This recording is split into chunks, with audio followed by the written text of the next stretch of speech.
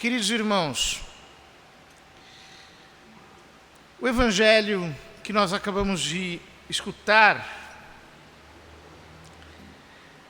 poderia ser chamado de o pequeno avivamento de Cafarnaum. Porque foi o que aconteceu naquela cidade. Estamos ainda no Evangelho de São Marcos em seus inícios, e Nosso Senhor começa a pregar o Evangelho, e então vai a Cafarnaum, vai à sinagoga, ali prega. Era dia de sábado. E saindo da sinagoga vai à casa de São Pedro. Eu estive em Cafarnaum faz um ano, e a sinagoga era ao lado da casa de São Pedro. Ora, indo para a casa de São Pedro, Nosso Senhor cura-lhe a sogra, e depois começam a chegar doentes de todos os lugares, começam a chegar possessos, e a cidade inteira vai parar à porta de São Pedro, reconhecendo o poder que havia em Jesus. Pelo teor da continuação do Evangelho, nós percebemos que Nosso Senhor termina aquele dia, já era domingo, de madrugada vai orar, em um lugar deserto. Vão procurá-lo e ele diz: vamos a outros lugares, às aldeias da redondeza, devo anunciar também ali. A palavra grega é a palavra querigma, aqui conjugada. Devo fazer o anúncio também nesses lugares. O interessante é que, quando Nosso Senhor, diante de toda a cidade que estava à porta, recebendo curas, recebendo libertações, está exercendo o seu anúncio, o seu ministério, São Marcos diz: não deixava que os demônios falassem, pois sabiam quem ele era. Ora, portanto, Jesus não queria que os demônios dissessem quem ele era. Isso por um motivo muito simples. Como diz São João, o diabo é o pai da mentira. E esta é a especialidade do demônio. Ele pega uma parcela de verdade, a isola de toda a integridade que ela tem, e faz com que aquela verdade se torne um passaporte para a mentira.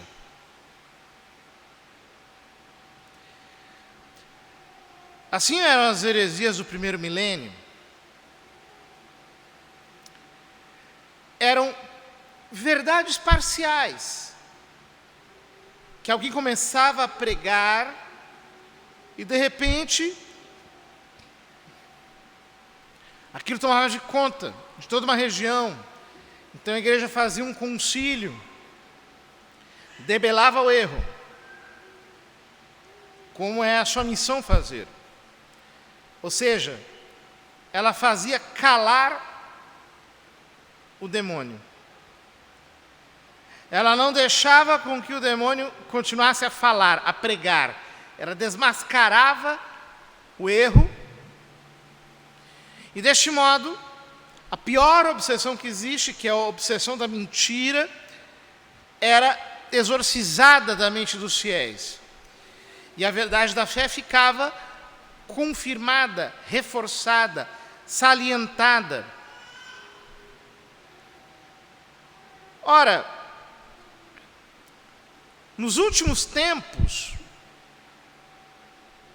há alguns séculos, o nível de mentira se tornou muito mais consistente. Hoje nós não temos apenas heresias, nós temos algo muito pior, que são ideologias. E essas ideologias pervertem o sentido do Evangelho. Nós lemos na Escritura que chegariam dias em que muitos, diz São Paulo a Timóteo, muitos apostatarão da fé e darão ouvidos a espíritos enganadores e a doutrinas de demônios. Ou seja, a mentira vai ficar tão forte que ela de algum modo vai se confundir com a verdade. E nós vemos isso acontecendo hoje em dia.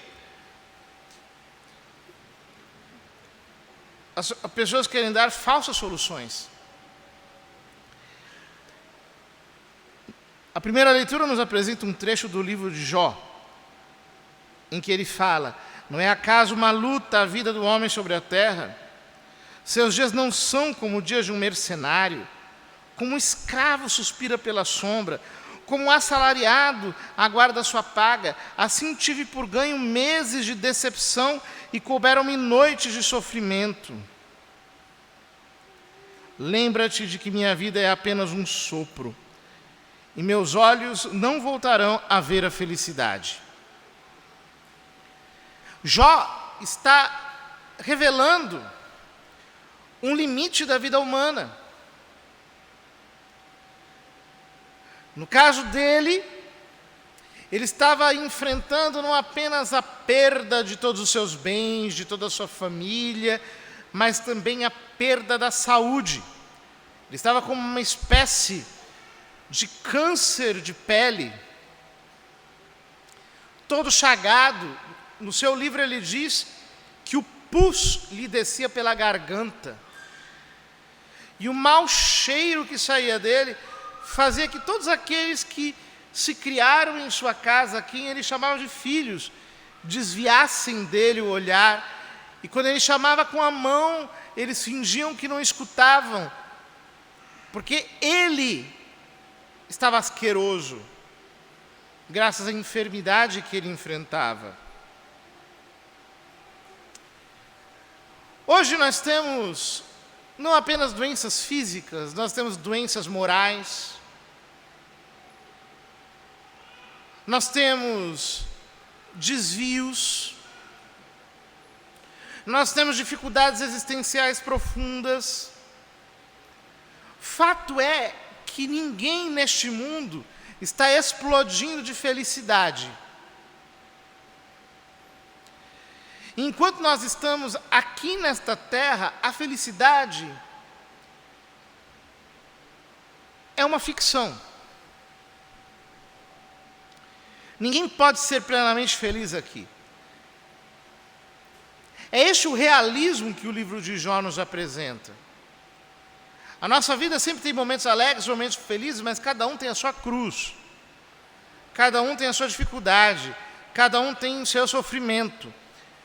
Mas o que acontece quando, ao invés de nós recebermos o anúncio de Cristo, que é o anúncio da cruz, o anúncio de uma ressurreição que vem depois de uma morte sacrificial, nós recebemos um anúncio pela boca de um espírito enganador? O que acontece quando nós recebemos doutrinas de demônios? O que acontece é que nós queremos solucionar esses dramas fazendo um modo de adequá-los à solução mais fácil para nós. Então, por exemplo, alguém quer se separar porque o casamento é difícil, e é difícil para todo mundo, não é difícil só para alguma parte da população. Então o fulano inventa uma doutrina divorcista, que respalda a sua falta de disposição de enfrentar aquelas dificuldades e viver a fidelidade até o fim. Ou alguém tem qualquer deficiência, uma fraqueza, uma tentação, um pecado, ao invés de ele enfrentar aquilo como uma cruz e renunciar e passar pela porta estreita, então ele encontra um arranjo doutrinal que faz aquele pecado ser transfigurado em virtude.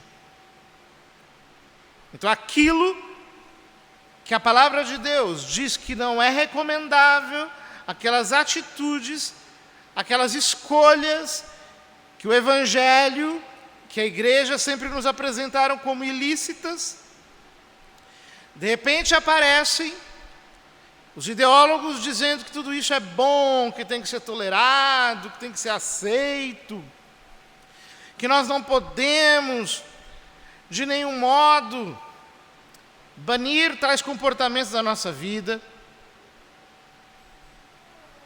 Quando São Paulo diz, ai de mim se eu não pregar o Evangelho, ele não está falando, ai de mim apenas se eu parar de pregar.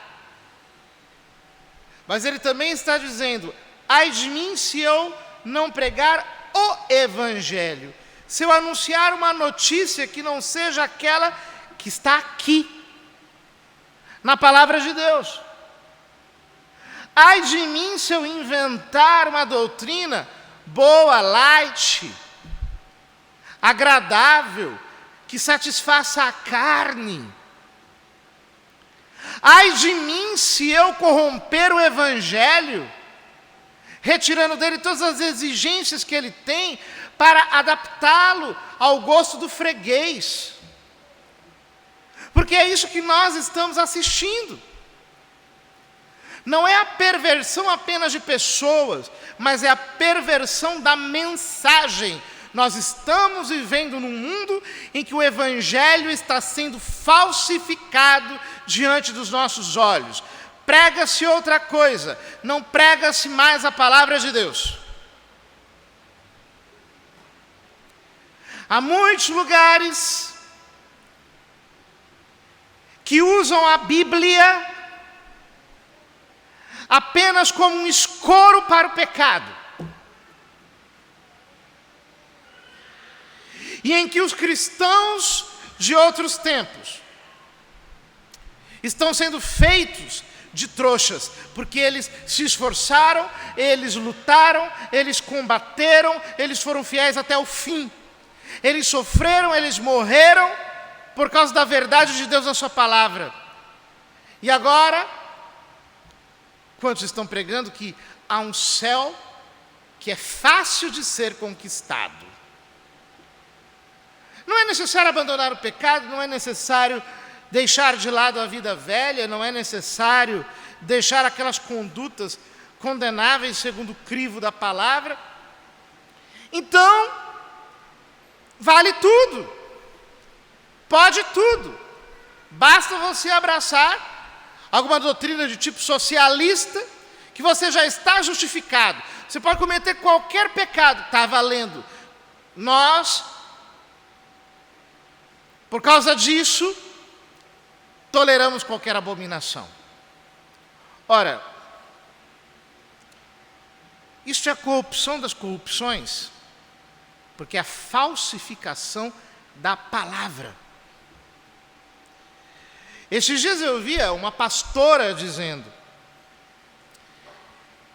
que é preciso que nós tenhamos uma interpretação das Escrituras que as despatriarcalize, ou seja, que desmonte a ideia de que Deus é Pai, que retire de Jesus a centralidade hermenêutica, interpretativa. Ou seja, ela aderiu a um dogma, que é o feminismo radical e revolucionário. Este é o dogma, esta é a sua religião. E em nome deste dogma, em nome desta religião ideológica, falsa, o que ela quer fazer? O que ela propõe fazer? E não é só ela, muita gente faz isso. Nós temos que reler as Escrituras a partir de uma ideia de Deus que não seja patriarcal, ou seja, Deus não é pai, Jesus não é homem. Nós temos que aplicar todas essas ideologias como a de gênero no próprio Deus e fazer disso uma teologia. Irmãos, o nome disto é simples, chama-se apostasia. Isso não tem nada a ver com a fé católica, não tem nada a ver com a fé cristã. Isto é outra coisa. Aos poucos essas coisas vão entrando. E daqui a pouco, todo mundo com o gosto de ser aplaudido pela sociedade, de ser politicamente correto, começa a fazer reverências a isso tudo, a dizer, não, nós temos que atualizar o nosso discurso. O Novo Testamento já ficou velho, temos que fazer o Novíssimo Testamento. Uma edição revista e atualizada da Palavra de Deus, que a torne agradável ao gosto do homem pecador dos nossos dias. Ora, nós estamos querendo deixar a sogra de Pedro na cama. Nós estamos querendo deixar os doentes, doentes. Nós queremos deixar os endemoniados, endemoniados. É nisso que consiste esse falso evangelho. Ele não quer a conversão do pecador. Ele quer anestesiar a sua consciência para que ele fique cada vez mais encalacrado no pecado, preso, escravo da imundície, para que ele esteja totalmente possuído pela cegueira e pelo fanatismo do pecado. Que coisa terrível isso, o fanatismo do pecado. É quem acha o pecado tão dogmaticamente justificado que ele tem que ser fanatizado. E todos aqueles que apresentam a palavra de Deus tal como ela é, são taxados de extremistas, intolerantes, não dialogantes, pessoas que querem impor a sua ideologia obscurantista sobre os outros, e assim por diante. Ai de mim se eu inventar um outro evangelho. Ai de mim se eu exercesse minha função de pregador por iniciativa própria de São Paulo.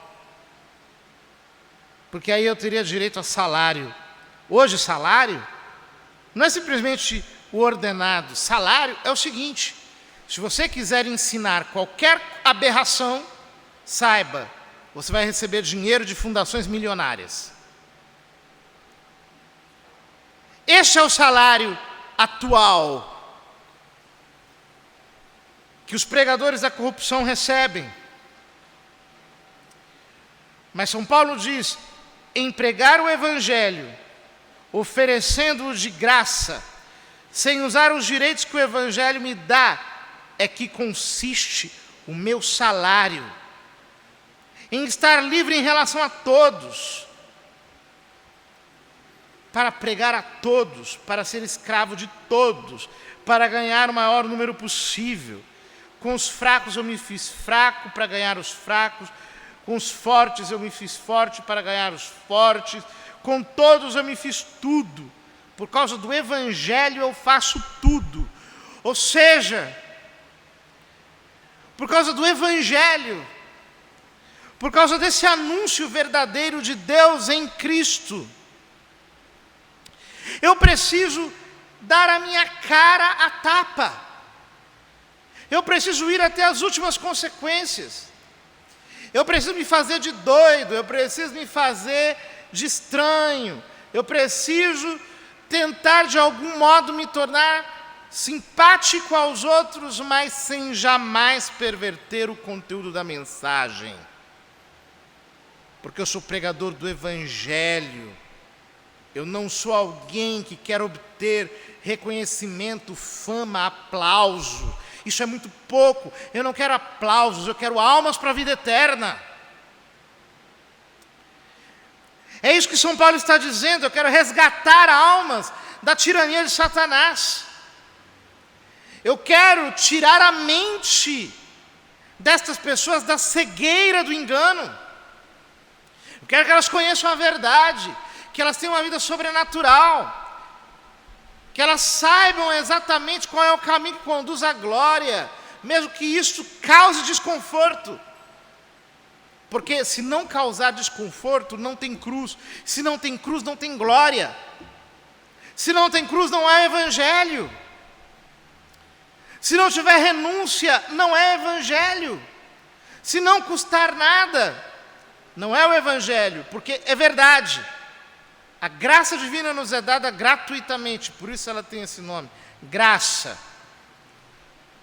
Mas para andar na graça, eu preciso deixar tudo para trás, abraçar a cruz e seguir Jesus. Este é o preço, morrer cada dia um pouco. Queridos irmãos, precisamos estar com os nossos ouvidos bem atentos, com os nossos olhos muito abertos. Precisamos estar vigilantes. Nós não podemos ser enganados. Que Nosso Senhor conceda à igreja dos nossos dias uma luz de revelação poderosa, que a faça perceber aonde estão tentando nos enganar. Jesus dizia aos apóstolos, no sermão escatológico segundo São Lucas: tomai cuidado para que ninguém vos engane. Portanto, ele colocava os apóstolos de sobreaviso contra o verdadeiro perigo, o engano.